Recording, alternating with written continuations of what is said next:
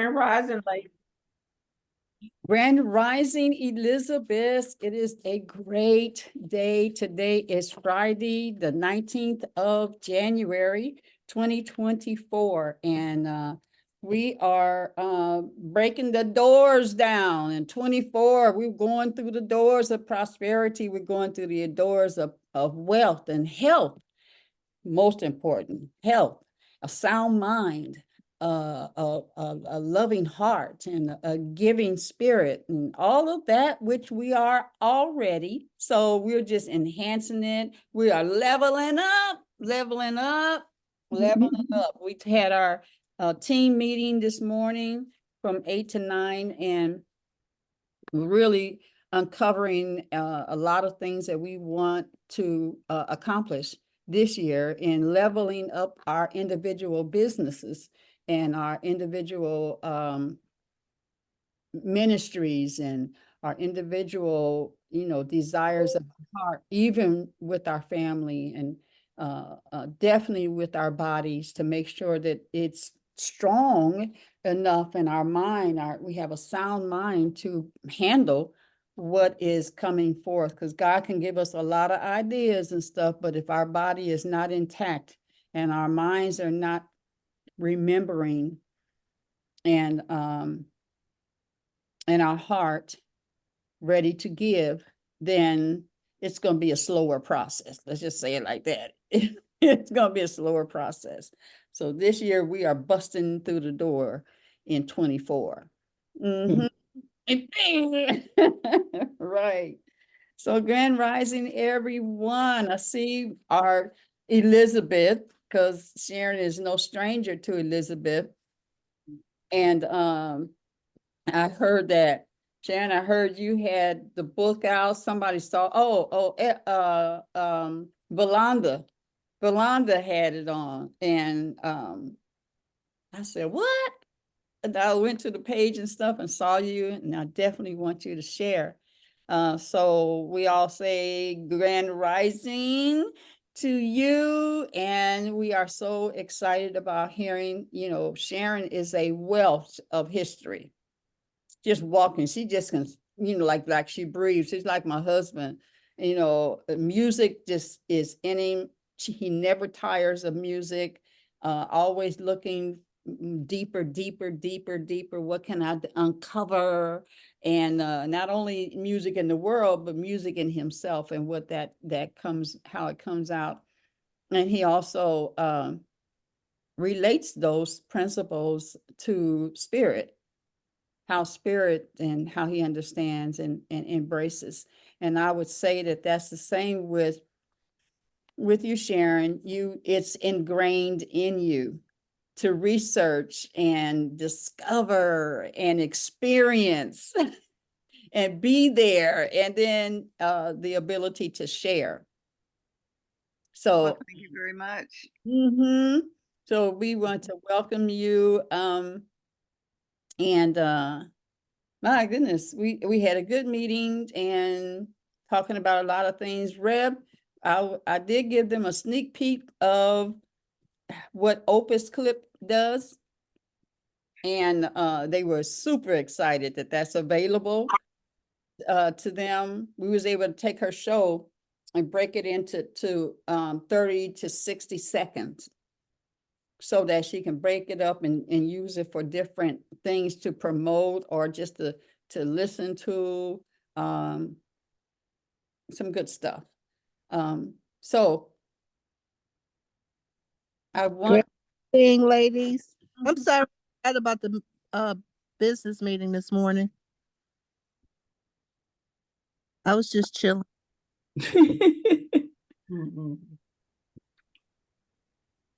What'd you say? I see. I recognize.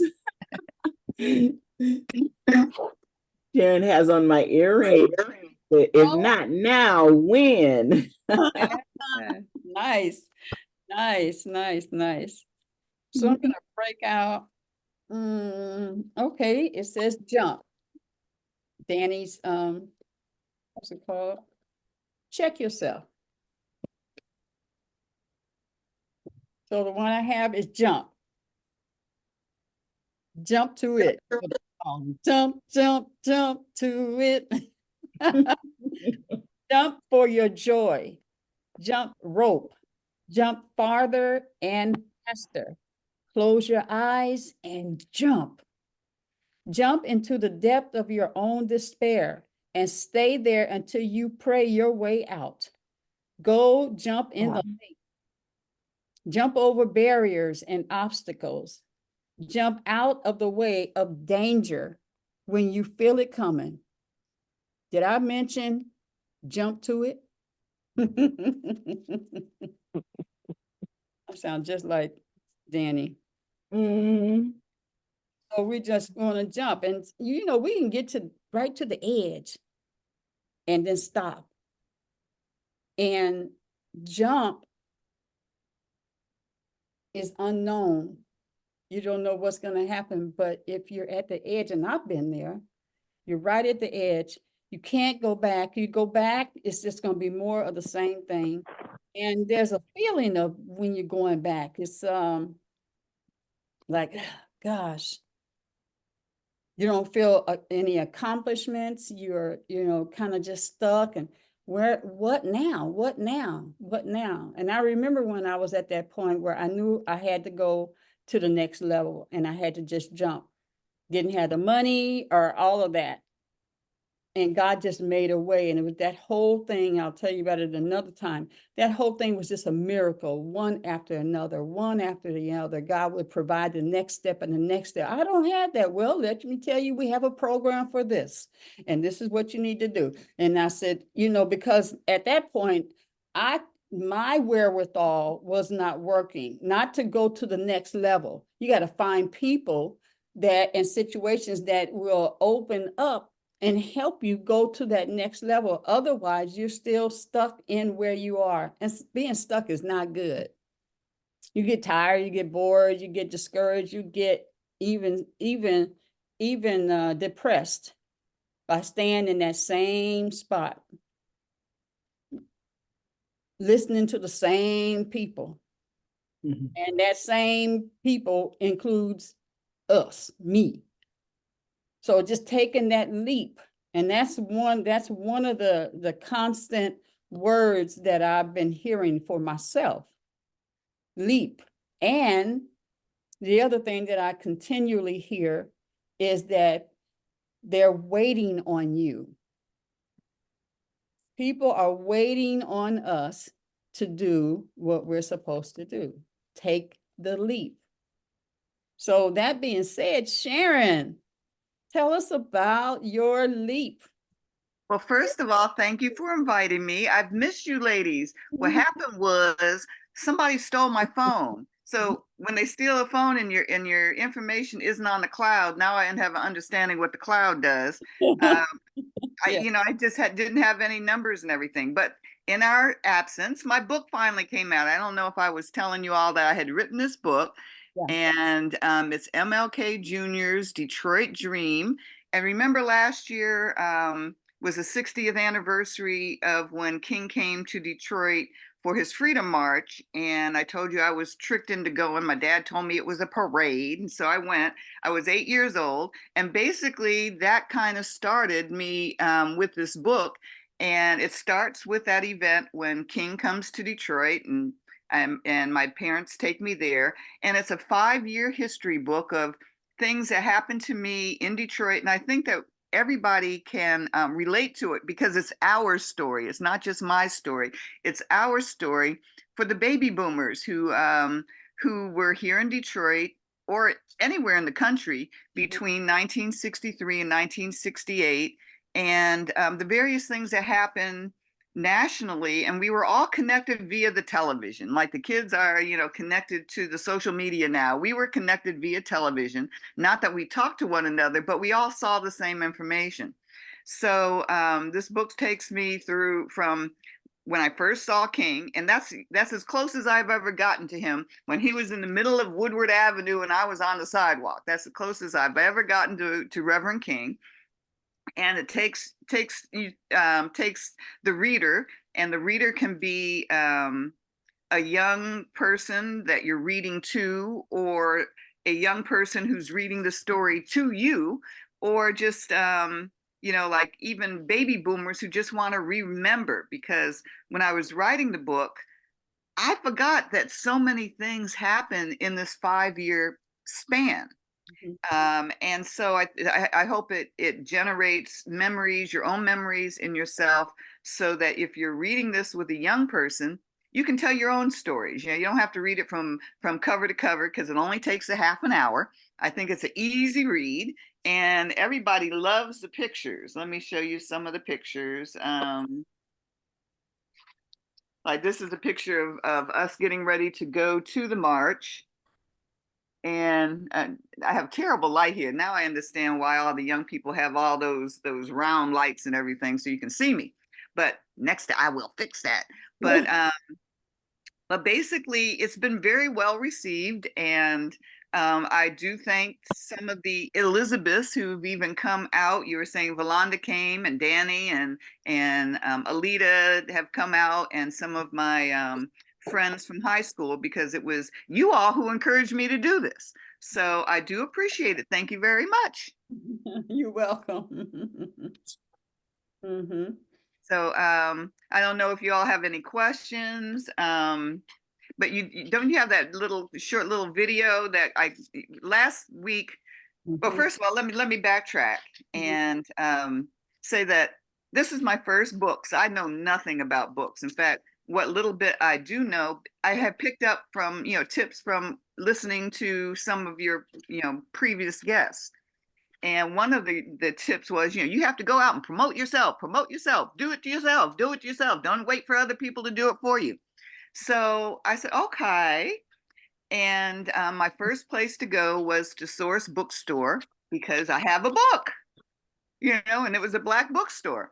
So I went there, and the very, very nice lady who I've always known, but I can't remember what her name is, because she was an elder, so I never called her by her first name anyway. But anyhow, she told me basically be smart about it, because it's allegedly self-published, and I was thinking that it was maybe 3 steps above self-published, because I do have a publisher, and they did get the illustrator, and they put it together, and basically gave me the roadmap to the various social media platforms, and et cetera, et cetera. So I thought it was like 2 or 3 steps above self-publishing. She told me no, it was self-published. I said, oh, okay. But anyhow, she told me basically be smart about it. And I said, okay, well, be smart about it. So I had to go home and think about being smart about, getting my book out there. And since it was written about Martin Luther King, of course, MLK holiday. So as you all know or don't know, I am chair of the Black Historic Sites Committee, and which is associated with the Historical Museum. And last year, there were a couple of things. I was trying to get them to participate in the 60th anniversary of when King came to Detroit. And that was kind of it didn't go as well as I had wanted. When you plan things in your head, because I wanted them to get King's granddaughter, who is a fabulous speaker. At like last year or a couple of years ago, she was 14 years old. Now she has her own book out. And so I was trying to get them to get her here to encourage the kids to talk to the young people. That didn't happen. And, a few things didn't happen. And I was a little disappointed. So when I went back to the people, I got nerves of, like, that girl got nerve. So I went to the people and I looked them in the eye and said, you owe me, you owe me. So, so they and this year they didn't have anything else to do, because I was planning the program, and I already put myself on as the author to introduce my book. So basically this weekend I started my book tour, and it was to the Detroit Main Library, Children's Library, last Saturday, and then to the bookstore over in, of all places, Grosse Pointe. But they're up there hyping up the fact that they were the only suburban community which invited King to come and talk to them. So I went to the bookstore, Calander's bookstore, children's bookstore in Grosse Pointe, And then last Monday, Martin Luther King Day, I was at the Historical Museum and had the opportunity to get on Channel 2 News. And as our guest speaker, we had a 95-year-old gentleman, Dr. William Anderson, who was one of King's lieutenants, if not one of the generals in the civil rights movement. So basically, as part of the bit when I was talking about my book, I also put out the plea to all the other civil rights foot soldiers. We needed the Army down there to honor Dr. Anderson. And the Army came out. Oh my gosh. We had like 500 people come through, and quite a number of people came to my book reading, and everybody seems to like it. So I was very encouraged about that. And getting back to my book, which is called MLK Jr.'s Detroit Dream, I talk from the point of view of an 8-year-old. And I thought that would be much more conducive to children and teaching them history than, being one of those adults saying, this is what happened in this year, and you need to cram it into your head, that kind of thing, which kids just kind of reject. And so I put it into the point of view of an 8-year-old, and it's discovery for the children. What's going to happen? We're all going to this parade, and wait a minute, it's not a parade. What are these people doing walking down the street? And then, I don't go into Dr. King's speech, but kind of like break it down for a child's identity. Dr. King doesn't seem to be asking too much. I can help, that type of thing. And then as we progress through the book, I do certain kinds of experiences. Like my brother is a few years older than me, my brother who still wishes to remain anonymous, but he's a few years older than me. And I don't know, and I think I do see a few baby boomers there. But at one time in Detroit public schools, they had the deaf children and the blind children who were in the school. They called them streaming them into regular classes. So, like every now and then, these kids would come into the class and you had an opportunity to interact with them, touch the braille of the braille kids or look at the hearing aids of the deaf kids. And my brother was telling me about this really, really talented blind boy who was in his class. And it's like, oh, okay, I knew him. I could see him in the classroom. I knew where he lived over on Green Lawn. And sure enough, one day on the Ed Sullivan Show, they introduced little Stevie Wonder, the same kid who was in my brother's class. Oh my. So those kinds of discoveries and things that were very special about living in Detroit back in the day. And, I kind of go through the fact that, television was being developed as we were growing up. And everything I'm trying to find. I just, I was addicted to TV, as you see. I don't know if you all were, but, I was like into TV 24/7 if it was on 24/7, but it went off at like 1 o'clock and they didn't have anything else back on until 6 o'clock in the morning. But during that time, everything came to us, such as the assassination of JFK, the assassination of Malcolm X, even the interviews that Malcolm X did, on Meet the Press, various things like that, the rise of the Black Panthers, and, basically the news, basically the civil rights movement back in the 60s and the nightly news, they were birthed together. And the nightly news went from 15 minutes a night to a half an hour, which it still is, because of the civil rights movement, as they were covering people who were being beaten and the students who were at the the counters in the restaurants being abused, et cetera, the rise of Cassius Clay refusing to go to the Vietnam War, changing his name to Muhammad Ali. We saw all that play out on television, as well as seeing the children who were bombed down in Alabama at the church. They were our age, so we definitely identified with, television. And I even talk about, my mom wasn't into Malcolm X and or the Panthers, but I thought they were cute. So, I would fuel their papers by giving them quarters for their papers because, they were doing things in the community. They were feeding the kids and interacting, supposedly, marching around and protecting our neighborhoods, which I thought was honorable. And so,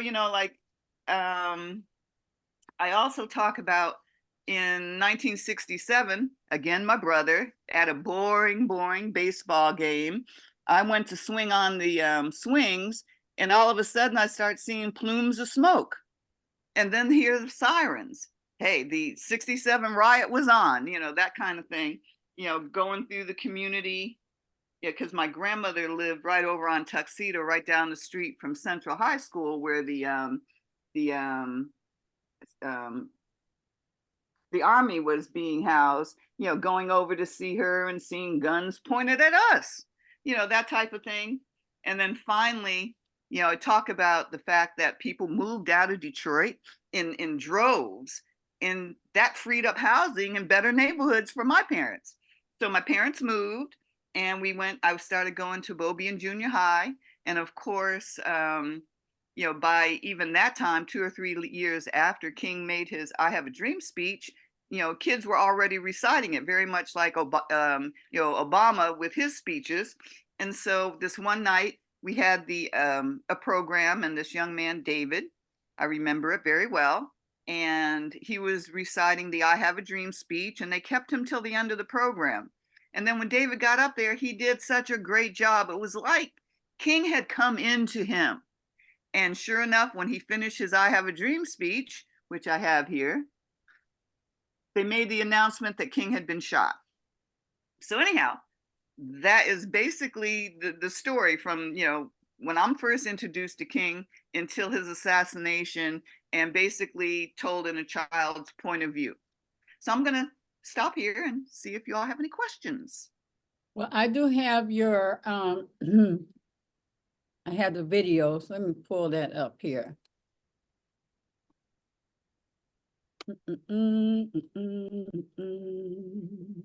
I love that you wrote your book from a children's perspective Thank you. because he simplifies it, but it still speaks to everything you were able to experience, which I think is really cool. I'm gonna need to get a copy because that's such a cool way to express history.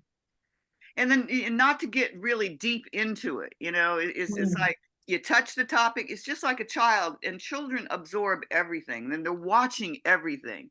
And so you don't necessarily react to it, you just watch it, and then you figure it out later, that type of thing. Let's see if I can't make this. June 23rd, 1963 to be exact, when my dad tricked me into going to the march because he told me it was going to be a parade, and I saw Martin Luther King marching down the street.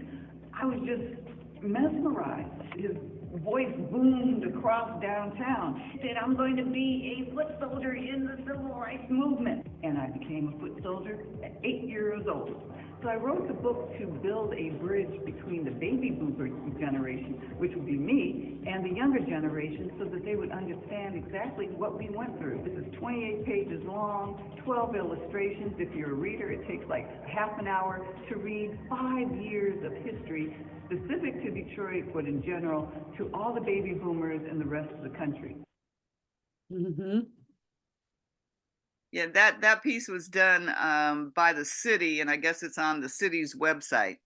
So I appreciated that. The young man was very diligent, and it was somebody from a different persuasion. And it's interesting where other cultures can better understand this, because basically I would say, other than at the and even including the historical museum, about half the audiences have been non-Black people. So and they learned something, and I said, wow. And then I realized that the generation between the baby boomers and the young people now really don't know this history either, so they can't teach it to their kids, and they're the ones having these babies. So it's several generations I hope that this appeals to.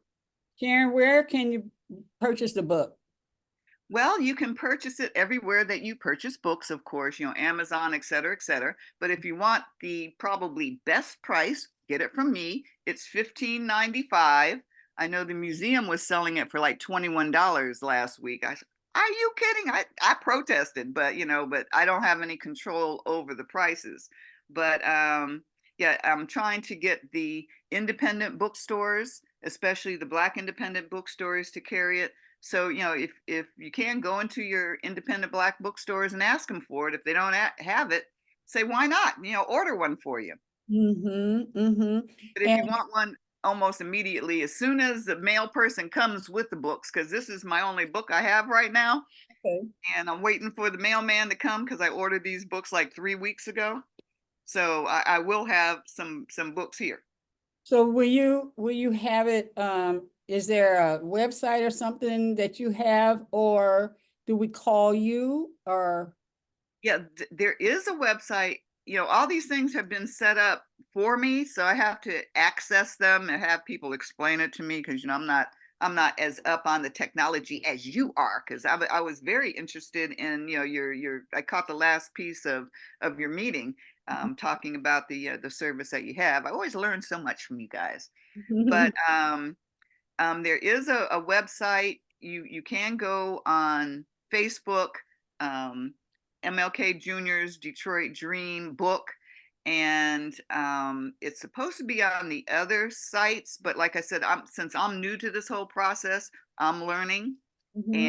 And if you want to get the book directly from me, you can call me, and my phone number, in case you all don't have it. And you all need to call me if I had your phone number before and were wondering, well, why isn't Sharon sending me information? It's because I don't have your number anymore. So definitely everybody's invited to call me, because that's the way I get your number, because then your name pops up, and then I can save it because I have a new phone. This is a doggone Pixel phone. It's crazy, and it doesn't act like my other phone, so I'm still learning the phone too.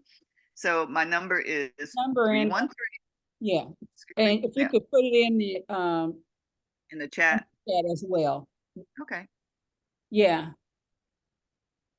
Yeah. They have So the audio book. yeah, it's an audio, and it's not in no, it's an ebook. Is that it? No, it's not an audio book. It is an ebook. And I didn't do it for audio because I wanted kids to read. I didn't want them, it's supposed to be a reading thing for the kids. And for you baby boomers, if you don't have a chance to be around your grandchildren to check on their school skills, because a lot of people are complaining that these kids aren't learning like we learn, then you can ask them to read you, and you can kind of check them, because the book is not hard. I wrote it. The book doesn't have too many big words in it, so don't worry about that. So How everybody long, should be able to read it. how long did it take you in working on your book from start to finish? It took me about 12 rewrites. And that would be maybe 2 weeks, because I'd read it and I say, oh, this, I, just change little bits of it. The longer bit took for publishing, because nobody really wants to publish a book dealing with a 8-year-old child remembering back to the 1960s, apparently. So I couldn't get any publishers interested in it. So basically, what happened, I ended up getting a lump sum of money from something I had done years ago. And I said, oh, so I was able to go on the internet, and I found, I responded to a publisher, and the name of it is Newman Springs, and I did ask the publisher if other people who had books that they wanted to publish, could they come to you. He said yes. So anybody who has a thought for a book or has one already written, I got a publisher who might be interested in helping you if you got the funds, because it just takes money to get it done. And so the actual publication of the book, because it was all done online, took at least a year. So to me, it took a lot longer to publish it than it did to write it. Now you are a filmmaker, right? Producer and what is the probably at the beginning, almost 2 years that we met you downtown at the water, at the, um, Oh, when you took my tour? yeah, Oh, yeah. I call them my dog and pony acts. Whatever I need to do to get people to understand history. Yeah, I'm a author now, a filmmaker. My big profession, I was a television reporter, investigative reporter, and then I went into producing television shows. When I came to Detroit, nobody would hire me, so it's like, hey, I got to do something. So I ended up doing my own thing. So I got into filmmaking. A lot of people know me from actually years and years and years ago. I used to have uh, um, a film festival where I used to feature Black films from all over the world. I called it the African Diaspora Film Festival. Now everybody calls everything the African Diaspora, and people don't realize that a couple of years ago I had done a play in which some of our Underground Railroad greats are in the play having an interaction. It was actually performed for Kwanzaa over at the Wright Museum. So, everything that has to do with history, any way that I can get it out there, whether it be film, TV, taking people on tours. The tour you're talking about was dealing with the sites in Black history which white folks don't really want you to know about in the city of Detroit. Because one of the ways I do my research is by reading the old newspapers. And there was so many information that has been left out of our history books that if we knew about it, it would change your psyche. For instance, do you all know that the first symphony orchestra in Detroit was the African Symphony Orchestra in the 1850s? Wow. The symphony orchestra and it was called the African Symphony Orchestra. These people were way ahead of because we don't know what they did, we don't know that they were ahead of their time because they were in their time. They called themselves Africans. We're just now in the process of being connected back to Africa. But basically, the symphony orchestra, all the musicians, instruments, as well as the building and etc., were burnt down in 1863 during the Civil War. This is something they don't tell you about here in Detroit. But there was a race riot in 1863 in which the white people, specifically the Copperhead Democrats, those are the guys. It was like remember the Tea Party a few years ago, the Mega Party now. These were the Copperhead Democrats who usually had their meetings in bars and basically, with a whole lot of libation, if you know what I mean. And basically, they went through the Black community and burnt it down.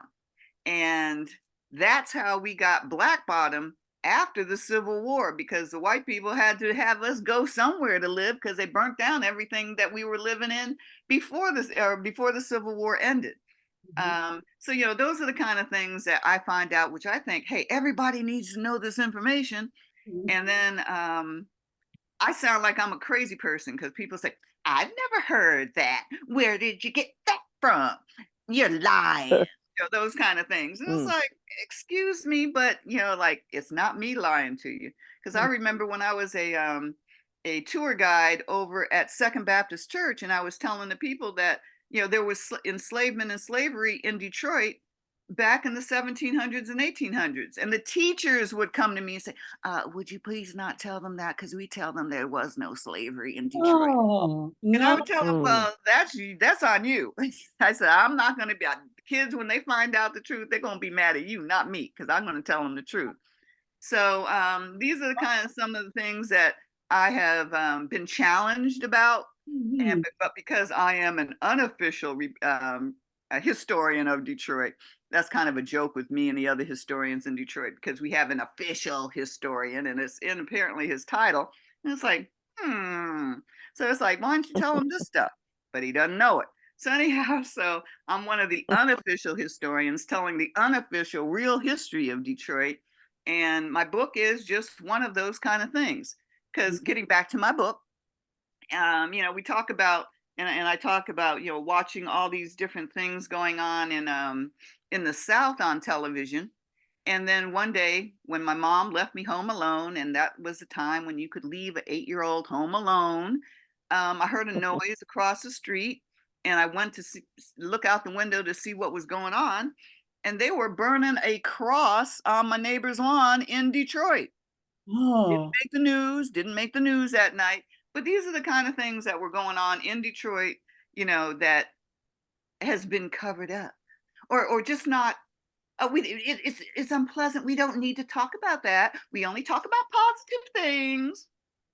And it's like, and everybody who knows me, especially people who talk to me about history, I like to get to the scuzz, because there's always something that started whatever it is that's in the books now, and it's not usually how they tell you it happened. mhm. Wow, wow. So Sharon, was that the church that did the Underground Railroad? Were you Yeah, Second Baptist Church. mhm. And the Second Baptist Church hate me. I mean, I'm a member, and they hate me because, like, I tell them, well, we need to revise the church history. Mhm. I was very good friends with Dr. Leach, who basically wrote the current version of the church history, because the very first sentence is incorrect. The very first sentence is, this church was founded by 13 former slaves, and they were not former slaves, they were free people. Mm. And it's like, well, at least change it to 13 former enslaved people and free, free blacks, but they won't change the name. Well, people are familiar with this, and if we start changing things now, it'll be confused. And it's like, but it would be right. So yeah, I'm no longer a tour guide over at Second Baptist Church. You are so animated. I love it. And I think that's why the kids like to hear me. In fact, I was encouraged because one of the little boys from the audience the other day came to get my card because he wanted me to come in and do my little history lesson for his classroom. I said, wow, if kids are coming to ask me to come and give a history lesson, I must be pretty engaging. Anyone have any, Sharon? You're wonderful. I want to call. What's the number of the church? I really want to call. And who do I talk to about? Well, they have a new minister now, Reverend Rogers, who's a new minister. And I've tried to get in to see him several times, and he has not engaged me into talking to him. So it's like, hey, later. Because I've even taken my tours right past the church and just, have talked about the church on the outside. But yeah, people don't like change. And they don't like necessarily the truth that is unpleasant. And for the integrationists, we want to be all, kumbaya with the white people and all that kind of stuff. We don't want to make them uncomfortable. I don't mind, hey, they talk about rocking the boat. I'll knock the boat doggone over and have to go over and save the people because I am a lifeguard.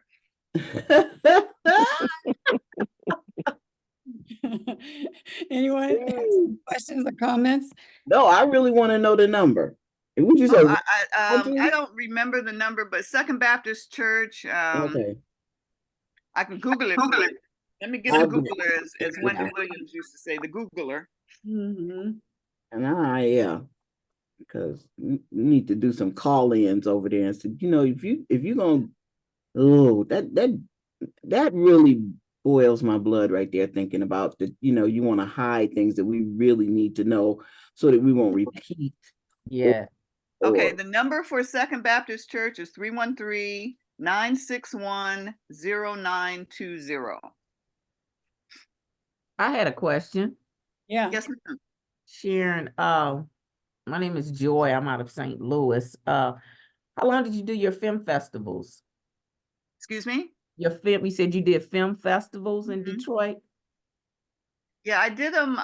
Goodness, time seems to fly, but that was like 20 some years ago. And I used to, that's when, I used to have the 16 the films on 16 millimeter film, and I had the projectors, and I'd be carrying the projectors and the screen, and I'd go from place to place, because it's like, well, if the audience don't come to me, I'll take the films to them. And Right. usually I'm always doing it on my own dime. I've gone through quite a number of thousands of dollars in doing what I've done, and usually don't get reimbursed. And because people don't want to pay for this kind of stuff, they think, how much is it? $5? I don't Right. have $5. In the meantime, to go down to the liquor store and get a bottle of Come wine, on now. for Come $5. on. But it just depends on what your priorities are in. And so the film festivals, basically I had to stop because I just couldn't afford to do them anymore. I still have my projectors right over across the hallway, and would like to get back into doing the film festivals, because there are wonderful films being done by Black filmmakers from across the world. And here in Detroit, it's like you just don't have opportunities to see these things. And so I was trying to bring some of the internationalists and wonderful filmmakers to the city. But again, the powers that be, I guess, decided that wasn't what Detroit audiences wanted to be exposed to. Yes. Do you know a Sushil Bibbs? Who? Sushil Bibbs? To Shield Bib? Yeah, she does I a am play not. called I'm not Mary familiar with Pleasant. that name, but Bibbs seems like I'm being introduced to a lot of Bibbs these days. Oh, okay. Why? Who is she? Does she do film She does festivals? a You she are? does a Black film called Mary Pleasant. And it's a history of a Black woman who was a self-made millionaire, and they shamed her name. And she does a one-man show. She's also a well-known opera singer. You can Google her. Okay. Yeah. And she's participated in a lot of film festivals. Hmm. And right now there are so many young people who are into film and into television. And when I look at television now, and I see, like, especially in the morning, and I see almost all Black anchors, that was something unheard of when I was a reporter. In fact, they wouldn't put two Black people on the air at the same time. If you had a Black anchor, it would be very seldom that they would even put a Black reporter for them to even talk to live, that type of thing. Wow. Wow. So television has really come a long way since I was in it.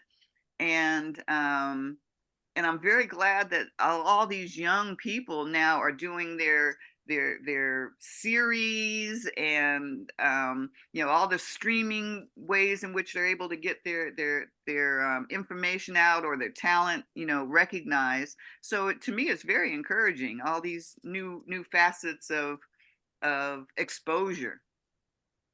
Oh, I thought that's a way you could get your film festival going again, online. Well, Where do you go to get several film people now? have approached me about doing film festivals again. So, Okay. that might be something to do.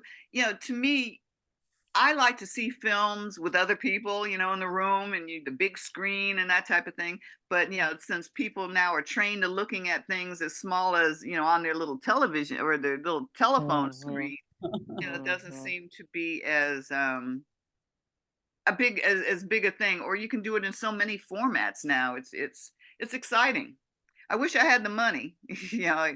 Unfortunately, I don't have the money, but I do need funding. But I am getting to that point where I'm getting a little older, even though I don't look it, I know. But Where do you get the movie films now? I don't even know whether they still make them, the Super 8s and that kind of stuff. Well, I do get information dealing with the catalogs. And in New York, they do have an African Diaspora Film Festival. I think I just got information on that not too long ago. So there are these film houses. They used to have, places where you could go and order them. They had to have the catalogs, and the films that were released, especially the Black films that were released during Mhm. the previous year. I would have to get back into it, but like I said, the African Diaspora Film Festival in New York has been a pillar in carrying on this tradition. The other thing that place that used to premiere Black films was in Burkina Faso for the FESPACO.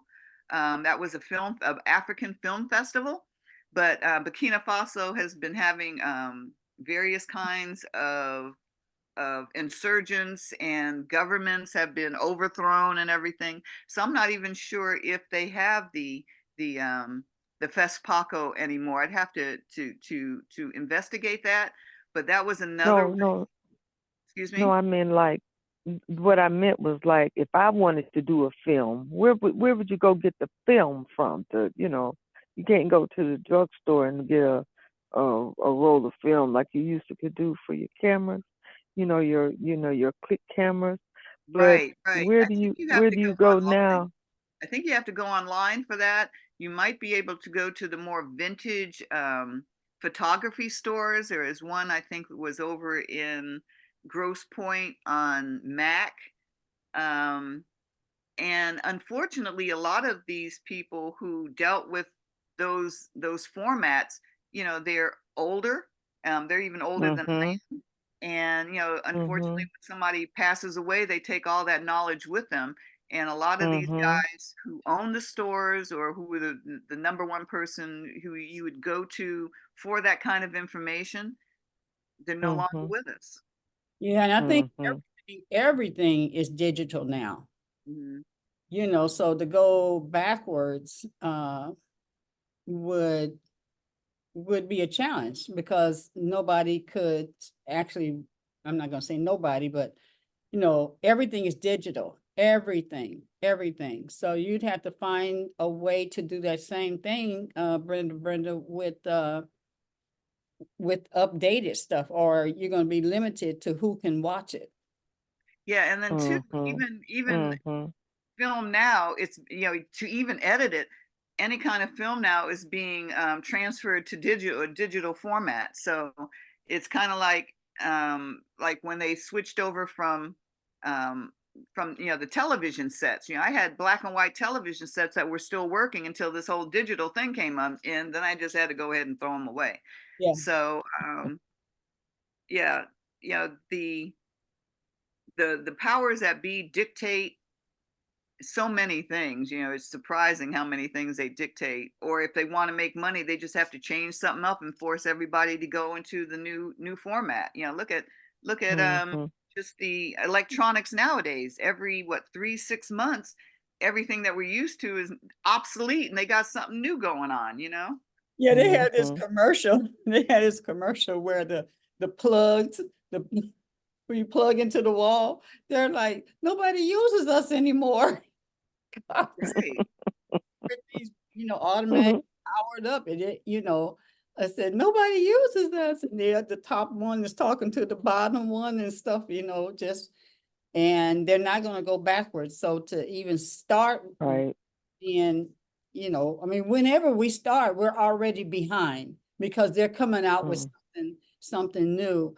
When I look at all the commercials that come on and YouTube or Facebook, all the advertisements, and especially YouTube, where there used to be only one little thing about let's start with AI.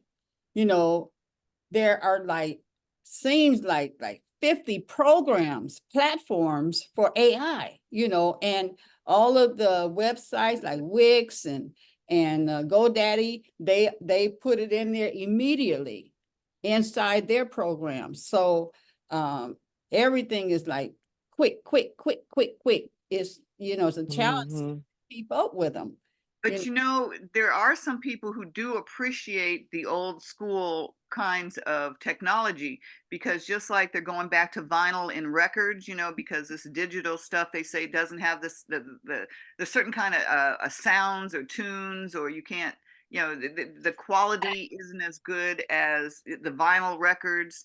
And so the same thing with film. There's some people who are going back to film because the digital just doesn't get the right colors, or everything is flat, and the depth of the colors and everything. So there are people, especially the purists, who appreciate the old ways of doing things. But then again, most people don't care. They just want it quick and easy. Like, hey, I just want it now. I don't want quality. Right.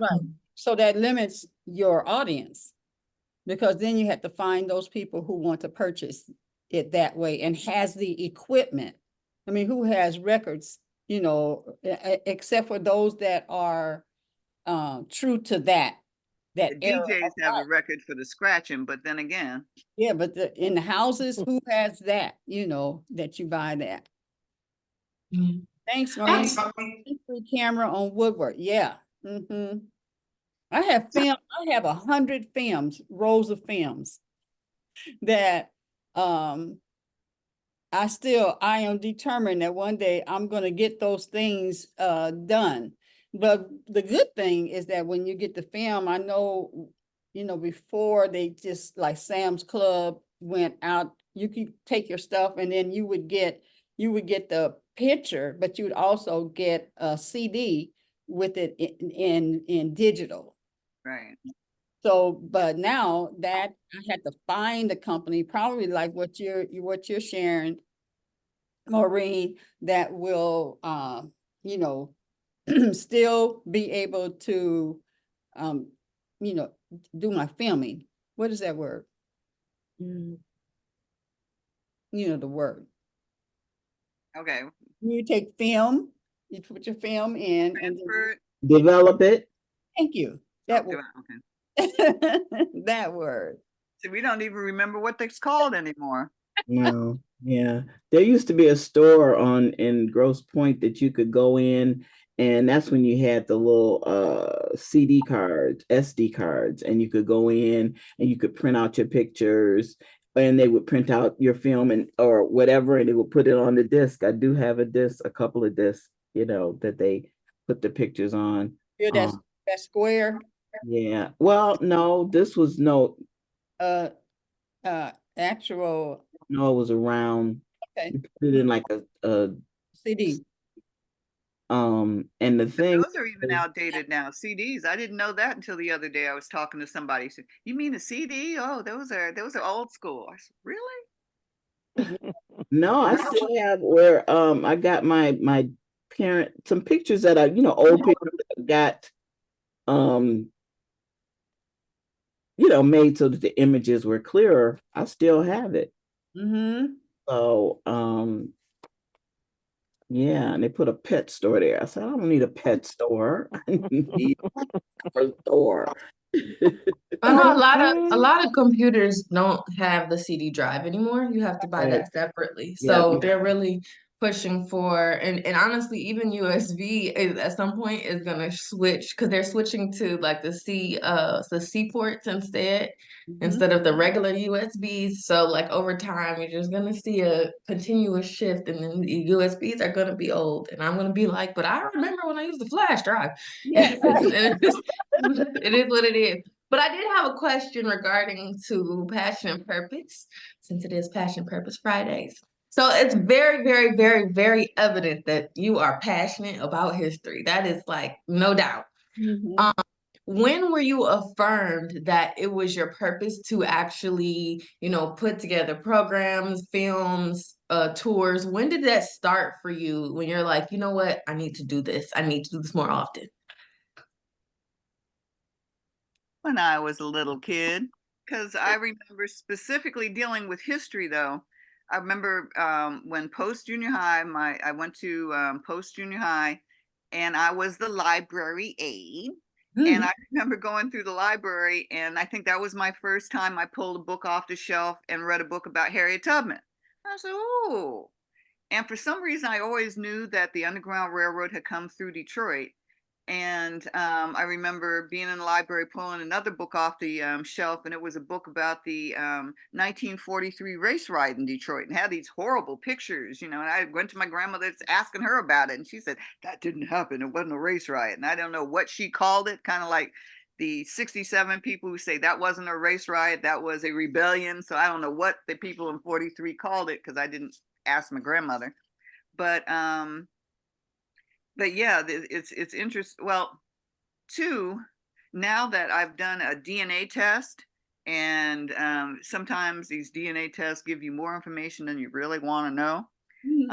And now that I realize that my ancestry goes back not only to the Mayflower, but to the first African people who came to this country, as well as the Native Americans who were here to greet them, I guess it's been a thing in my person to know the truth, because what they put out there doesn't really fit if you try to fit it together. And I am a self-diagnosed dyslexic, and my thing is order, putting things in order.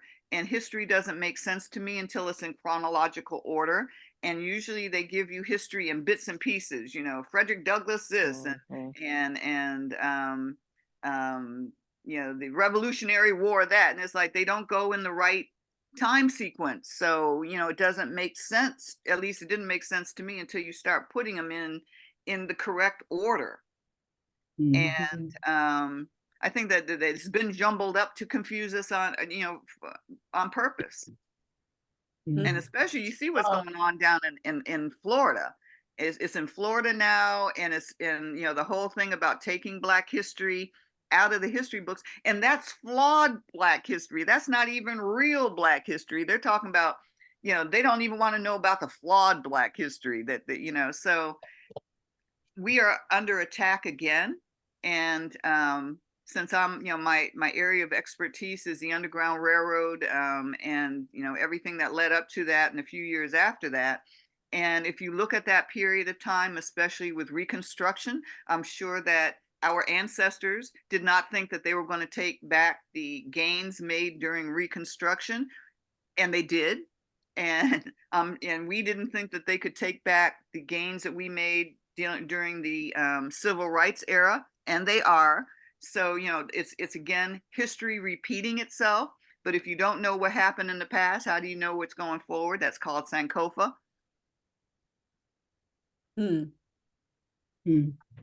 Yeah, Maureen put in the chat, let's see, Century Camera on Woodward at 15 and Camera Exchange on Dixie Highway at Anderville Road will deal with old camera media as well as assist customers, and they can do it a lot remotely. Okay. And then she asked a question, have you approached Cultural Center or Scarab Club, both next to the DIA?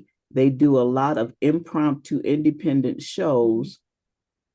And also she says Psychedelic Healing Shack on Woodward and 7 Mile. I'm like, oh my God, Dr. Bob. Well, thank you for those inputs. I haven't been out there for a while, so I don't know. And especially after the pandemic, you don't know who survived the pandemic or businesses and who didn't, as well as people. And so thank you for that information. I will definitely, if I can get a copy of this information, I will definitely, go to those places. And it's good to know where you can take your old stuff, because I have a whole lot of old stuff, again, that needs to be developed and needs to be transferred to something more modern. Even I'm not giving up the old stuff though, because I still have the equipment to run on them. And that's the other thing. If you have old film, let's say 8mm film that your dad has, or even the slides. Remember they used to take slides? Yeah, And you have to have you have to have the equipment to be able to project them. So having the just the materials is not enough. You also have to have the equipment. Well, we are at 10:01. It's been a joy having you here, Sharon. And I will be back. I will be back now that I got all the numbers. And we're going to support you and support our own minds and our own family by purchasing your book somewhere, so that's really good. And I know that Lakeisha would probably say to submit for a grant to do your film festival. There's all kind of grants out there, and Lakeisha is the one with the queen. This that's hair. She's not on right now. Okay. But she knows a lot of grants and stuff like that that are not that she'll do the grants for you, but you have the wherewithal to to sign into that. I know Thornetta Davis, I was going to say that to you too, Lolly, is that she has gotten grants to do music, and to do those projects that she does. And And those Lolly, I see you all the time on public television, right on, you and your performances. I said, I know her, I'm just talking to the dog and cat. I said, we know her. So yeah, and my co-host and my Reverend Danny is on here. Oh, calling her Reverend Danny. Please forgive me. I looked at my clock wrong and I thought it was 9 o'clock. I am so bummed out. But I just want to say I have read Sharon's book and it is wonderful. It's absolutely wonderful. Everybody buy it for your children, your grandchildren, your girlfriends, your mom and daddy. Just buy it. Buy it. And spread the good news. Yes. All right. Hey, y'all. I am just bummed out. Okay. Okay, Lakeisha. I just wanted to say on Monday, if Sharon is available, I'm going to be sharing some grants that are available that you could qualify. Sound like you'll be able to qualify for some additional grants that's available. And you don't have to be a nonprofit. You say you do not have to be a nonprofit. Are you a nonprofit? I can be again. No, it's not for, no, you don't have to be a nonprofit. It's for-profit businesses. Okay. Well, thank you. I accept your invitation. Yes. Some And that's going to be on this program here? Yes, on Monday. Millionaire Mindset Monday. What time? 9 to 10. 9 to 10, yes. Yeah, we're not doing the 8 to 10 anymore. We're, as of the first of the year, it's just 1 hour. So we got to get in and get out. So can I say one more thing? Yeah, babe. Congratulations, Evelyn, for your award from the Wisdom Institute. Congratulations for being honored. Yay. Thank you. Okay. I heard about that. Huh? You did? Did you? Oh. I just went on the show and then I realized that I was one of the honorees. Yeah. Congratulations. I don't know about that. All right. Woo-woo. Oh, wow. Wow. Thank you for sharing that, Danny. Yeah. Okay. Well, if my co-host would close us out. And then any announcements for this weekend? I think tonight is the Capricorn celebration in Gia's over at Burt's, I think. Yeah. Yep. And wasn't she featured in Our magazine? A beautiful. Yes, I need to get a copy of that. Yes, I need to get a copy of that magazine. Yeah. Lolly? All right. This has been a wonderful passion and purpose-filled Friday. So thank you everyone who was here and even me because I was lollygagging this morning.